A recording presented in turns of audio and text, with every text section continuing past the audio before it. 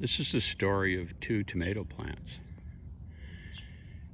Just a little backstory. This spring we had a hailstorm, and I had all my seedlings out on a table in the backyard, not knowing the hailstorm was coming, and it beat up and killed most of them. So I had to go buy some plants at a nursery, which I usually start everything from seed, but this year I had to, or I wouldn't have had many tomato plants. So I went and bought a couple of varieties, 3 different varieties. I got a Celebrity, a Better Boy, and a Red Snapper, which I've been told is quite a great variety, and everybody raves about it online. So I decided to grow it, and I'll just show you the difference between the Red Snapper.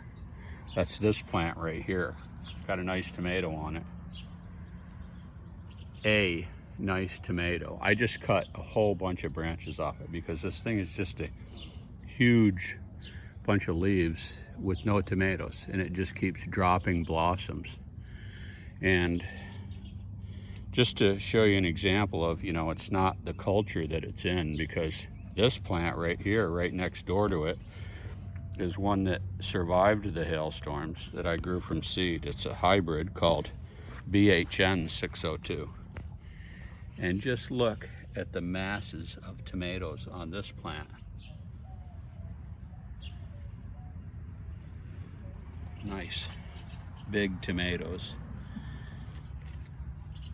And so that just goes to show you what can happen with your space in your garden. And why would you grow a plant like that Red Snapper over there and not grow one like this? So this is the reason I prefer hybrids over some heirloom varieties. I believe that the Red Snapper is an heirloom variety. Let me take a look here and see what it says.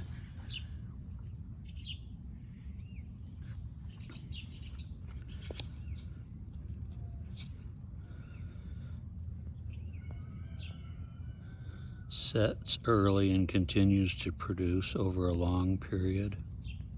Yeah, I don't know. It doesn't say whether it's a determinate or indeterminate.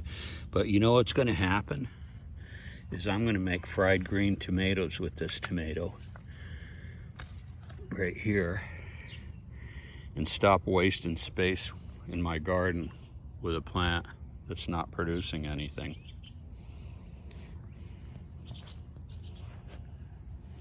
And here's an even worse example of a plant that isn't doing anything. This was a volunteer that came up, so that's kind of somewhat expected when you don't know what kind of plant it is. But I planted this plant here early spring, and it has not set, even though it's got flowers on it. As you can see right there, it hasn't set any tomatoes on it. So right now I don't need this space, so I'm not going to really do anything to it. I'm just kind of hoping that it'll put some tomatoes on it, but this bed's going to be empty soon. There's some beets and potatoes and 1 shallot over there